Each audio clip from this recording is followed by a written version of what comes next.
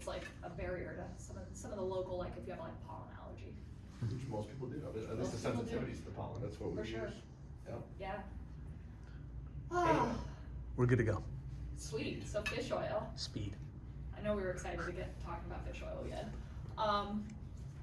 But the study was interesting because they actually found a supplementation of 4 grams a day, which is kind of a lot. That's, it's 4,000 milligrams, typically about 4 pills, unless you get the higher quality one, for a minimum of 6 weeks, resulted in significantly decreased plasma levels of TNF alpha among individuals with type 2 diabetes, and reduced cellular content of pro-inflammatory cytokines, interleukin 1, beta, interleukin 6, interleukin 8 in healthy subjects. But another thing that was really interesting is that it provided significant rheumatoid arthritis symptom relief with about 2 to 4 grams a day for about 3 to 6 months. Again, good quality fish oil. But another thing too is like, you don't have to have fish oil. If you can consume about 3 ounces of fatty fish a day, primarily, your best is going to be sockeye salmon. That's going to always be the highest in omegas. The current, fresh Atlantic salmon, farm salmon is going to be much, much lower in omegas. But if you have that 5 times per week for 8 weeks, that did result in significantly lower plasma levels, inflammatory cytokines, TNF alpha, and interleukin 6, which are just inflammatory markers, right? Then you have absorbic acid, which is actually, there's been a lot of studies, particularly actually there's a whole book on ankylosing spondylitis and the effects of vitamin C on AS remission, which is very interesting. But anyways, obviously it's vitamin C, most of us know that. Nice thing about vitamin C is you can't overdo it. Water soluble, you pee it out if you have too much of it. But vitamin C is obviously in guava, like we know it in oranges, but it's actually much more prevalent in strawberries and bell peppers and guava, Brussels sprouts, even more so than orange juice. People tend to just be like, oh, I'm just gonna drink my orange juice for vitamin C, when most of it's high in sugar content and pretty high in carbohydrates. For like this much of orange juice is like 40 grams of carbs, which is great if you need more carbs. Great way to get quick acting carbohydrates. But supplementation, 75 milligrams is going to be the minimum, 2,000 is typically the upper limit. Also, try to get it obviously from foods. If you are getting it from a supplement, don't get it from the emergencies. Again, artificial sugar, kind of defeating the purpose of like getting it from, vitamin C. That's the only way you'll take it, that's fine. But a lot of people are like, oh yeah, I drink that stuff every day. But on comparing the changes in the experimental group and those in the control group at the endpoint, vitamin C was found to have achieved clinical significance in treating effectiveness for reducing C-reactive protein, inflammatory marker, interleukin 6, fasting blood glucose levels, but there were no significant changes in total cholesterol were found. I think that's a really interesting study too, because a lot of people don't. They just think like, oh, it's going to beat the cold and flu, but there's a lot more benefits to absorbic acid. The polyphenols help neutralize free radicals. It's also associated with lowering the mitigation of cytokines. Those are the proteins that regulate your inflammation and reduce pain. Primarily found in coffee, almonds, berries, a few other foods as well. So I wanted to tap on pro and prebiotics because you can get a lot of pro and prebiotics through your food. Yes, you can supplement them as well. Probiotics have been a really hot topic in the last few years. I'm going to preface this. Don't go out to the store if you have inflammation, just go buy a random probiotic.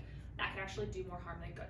If you have chronic gut issues, if you have the wrong strain of probiotic, you can be making the situation worse.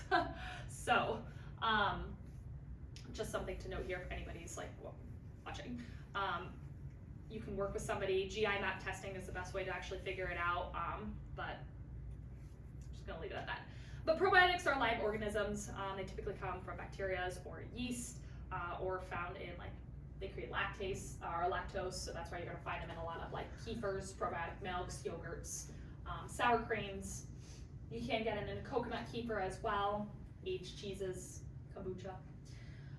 But probiotics are really important because they obviously feed the good bacteria in the gut. If your gut is off, if you have problems with your gut, you have some sort of inflammation going on in the body. It's just a matter of how much inflammation. But what people tend to miss out is that we know a lot about probiotics, we don't know a lot about prebiotics, and people tend to miss that part. Prebiotics feed the probiotics to work more effectively. So if you have no prebiotics in your system, probiotics just aren't really going to do that much. But these are non-living. They serve as food for friendly bacteria in the gut. They are found in asparagus, garlic, Jerusalem artichoke is probably one of the top ones, garlic, onion, leeks. But these aid in digestion. They can also obviously support digestional issues and inflammatory bowel disease. Also, this is kind of like something to note too, like inulin is a prebiotic and it's in a lot of probiotics, and if you have chronic gut issues or IBS or IBD, that can actually like exacerbate the issue. But I have one more study for you. But a cross-sectional study investigating self-reported fruit and vegetable intake, because I should start with it. Like fruit and vegetable intake, having a wide variety is obviously going to be one of the best things you can do to combat inflammation. Most of us know this, most of us still don't do it. But this study had actually significantly, or had said that there's significant lowering of pro-inflammatory markers. Eating 4 to 5 servings of vegetables and fruit a day to combat inflammation and chronic disease. Like, there's a lot of studies on this, but I just wanted to actually like note one. Whole grains are obviously very important. They're a good source of fiber, phytochemicals, vitamins, nutrients. Typically going to get those through oats, barleys, brown rice.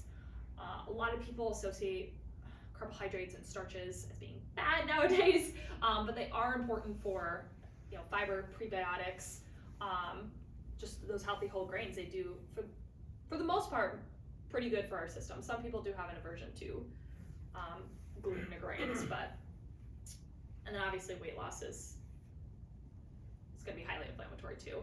These are just some of my favorite anti-inflammatory foods. Berries being top almost always. Fatty fish like salmon, mackerel, broccoli, avocados. Green tea, do try to buy your green tea organic. Tea, as well as coffee, can be highly inflammatory if it's got pesticides, chemicals kind of sprayed on it, which most teas do. Also, like, really interesting is a lot of teas have additives, like Lipton has soy. Like, I have an aversion to soy. Like, why is soy gotta be in my black tea? Like, so, peppers are incredibly good. Mushrooms, grapes, turmeric, olive oil. If you buy olive oil, please buy it in a dark container. Don't buy it in a light container. If you buy olive oil in a light container, it's likely oxidized, which can cause inflammation. Also, like, people buy it in a dark container and then put it in a light container next to their oven. Don't do that. Because that's the same thing, it can oxidize. Dark chocolate, tomatoes, and cherries.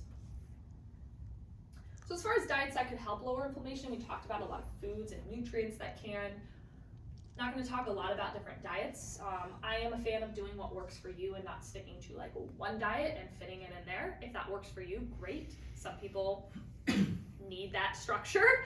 But the Mediterranean diet is one of the top ones that can lower inflammation, and that's because it is primarily whole grains, fruits, vegetables, nuts, legumes, whole fat dairy products, it's just going to be a lot richer in fiber, polyphenols, antioxidants, omega-3s, and low in saturated and refined carbohydrates. What I do like about the Mediterranean diet too is at the bottom of the pyramid for most of them is be physically active and enjoy meals with others, which I thought is really great. That's been updated since the original Mediterranean came out. And then you have obviously the stuff here. Most people also like the Mediterranean diet because red wine is allowed. Red wine is not inherently bad. Some people say 5 ounces a day is going to be good for your health. If you have inflammation issues, I would highly obviously avoid it. It is a toxin. Intoxication. Honestly, that's like mind-blowing, right? Like, who would have thought, like, intoxication? Oh, it's toxic, right? If you are also on like a weight loss journey, your body is going to try to rid itself of the toxins from alcohol first before it starts burning fat. So that's another really interesting thing that people kind of forget as your body works on overtime after drinking alcohol, even if it's just 1 or 2 glasses. Not against alcohol, believe me, especially good red wine. But other things are going to be the paleo and the autoimmune protocol diet. The paleo diet it encourages you to eat as if your ancestors ate. This is going to be cutting out grains, heavily processed foods, vegetables, eating a lot of fruits and nuts. But what I also like is they try to avoid grain-fed beef, which I didn't tap on, but like grain-fed beef can be very inflammatory. Farm-raised fish and other foods that are just a little bit more standard on like commercial farming equipment. So you're obviously left with nutrient-dense, high-protein whole food diets, rich in omega-3s, which we talked about earlier. The autoimmune protocol diet is a stricter form of paleo. And I laugh because I have done it. It's hard. It can be magical for a lot of people. If you have an autoimmune disease, if you don't, there's not necessarily any reason to do this. I will preface this, if somebody is watching this and goes and looks it up, it is highly restrictive. It is not meant to be a forever thing. If it is a forever thing, you typically will develop some sort of micronutrient deficiencies because there are so many foods that are cut out. You not only are cutting out all of those foods, you're also cutting out all legumes, all nuts, all nightshades, eggs, alcohol, etc. And like I do still keep a pretty much AIP diet because that is what works for me, but I've been able to filter things back in or reintroduce certain foods. So both those can be really good. Sometimes, especially if you're dealing with acute inflammatory autoimmune issues, going this route can be literally life-changing for people. Unless, of course, you have food allergies, intolerances, or gut dysbiosis, which was also me. But I wanted to tap on this as well because you can do everything right on the food department and still have problems. And you're like, what the hell? Why is nothing working? Like, I can't get my inflammation down, or like, you know, again, not necessarily autoimmune. You go to your doctor and your triglycerides are still high, your cholesterol is still high. Your heart has been having palpitations you can't figure out. You know, there's a lot of different ways. You're having these random rashes and everything's perfect in your diet, right? You can be having an allergy or an intolerance. And an allergy is something immune driven. You know, scratchy throat, shortness of breath, chest pain. These can be mild, but they can also be literally life-threatening. Intolerances are not driven by the immune system. However, they can still feed the inflammatory cycle. A huge one is acne. Like, people do not understand why they keep having recurrent acne. A lot of times it's an intolerance, inflammation, dry skin, gas, bloating, heartburn, headaches, irritability, so on. And I wanted to just tap on this too because as we were kind of talking earlier, like, you can be doing everything perfectly. You can be getting everything organic, every perfect anti-inflammatory food coming to us and getting perfectly adjusted and still have problems, and still be in chronic inflamed state. Literally me. So that's where you really have to look into the health of the digestive tract, because you can't just eliminate everything. You also have to re-inoculate your gut with good bacteria, good acids, fix whatever is going on there while food is eliminated. And people always miss that part. If you've tried everything and you still like don't know what's going on. So the proper breakdown of metabolism of your food depends on proper stomach acid. I can probably tell you nobody has proper stomach acid, or maybe it's too much, but for the most part, like especially heartburn, like that's actually a low stomach acid issue in a lot of people. If you're under chronic stress, like most people are, that can create low stomach acid issue. You know, obviously the quality of our food can limit the production of enzymes as well. So, you know, the structural integrity of your intestinal lining is so important, because if these factors are suboptimal, food is not going to get broken down appropriately. What that happens from there is it creates undigested molecules. It passes through your intestines into the bloodstream. Anybody heard of leaky gut? And then what happens from there, our body doesn't know how to like respond to that, because that's not normal. Like, you're not supposed to have undigested food in your bloodstream. So this inflammatory cascade happens, and it triggers an immune response from your body against that unknown substance, right? Not good. So this is a contributing factor, especially to autoimmune conditions, as well as the development of multiple food allergies. And lastly, I'm just going to tap on this for like a hot second, because if you're doing all that right, you did your food, your digestion is perfect, you did your your gut health assessment, you're still stressed, you're not going to get inflammation under control. I can literally tell you firsthand that this has happened to me too. I've done every single thing right. I'm a huge fan of like GI map testing, which is stool testing, to actually test what's going on. but if stress is in control, like the communication between the systemic immune system and the central nervous system is a critical but often overlooked component of the inflammatory response to tissue injury, disease, or infection. If you're under chronic stress, it is going to create chronic inflammation in your body. And what also happens with stress is it does change your hunger signaling as well. Like your hormones literally change, like your leptin and your ghrelin, which tell you, hey, I'm hungry, or hey, I'm full. Change under chronic stress. And what tends to happen on this too, this is a really often overlooked part of inflammation, is it creates, typically, it can cause a micronutrient deficiency, but it can also, for the most part, you stress eat. And then you're gonna overeat typically less nutritious food, because I don't know about you, when I'm stressed, I don't want celery.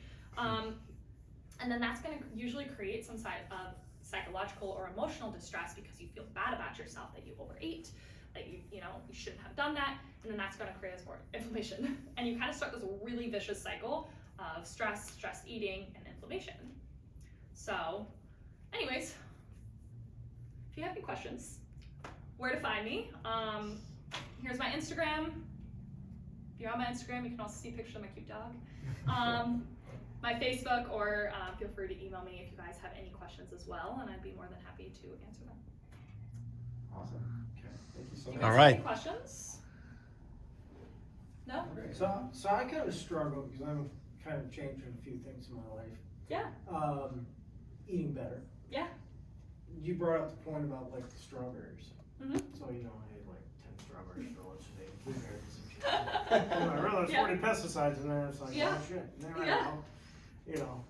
So where is it? Organic strawberries or organic fruit in general? Is that what you should be looking for versus going over here at Woodward Market and picking up a pint of strawberries? I mean, what?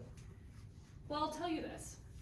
It's always going to be better to eat the strawberries than not eat them at all because you're worried about the pesticides on the strawberries. Like, it's like always going to be like the benefits of eating the strawberries is going to outweigh the pesticides potentially, right?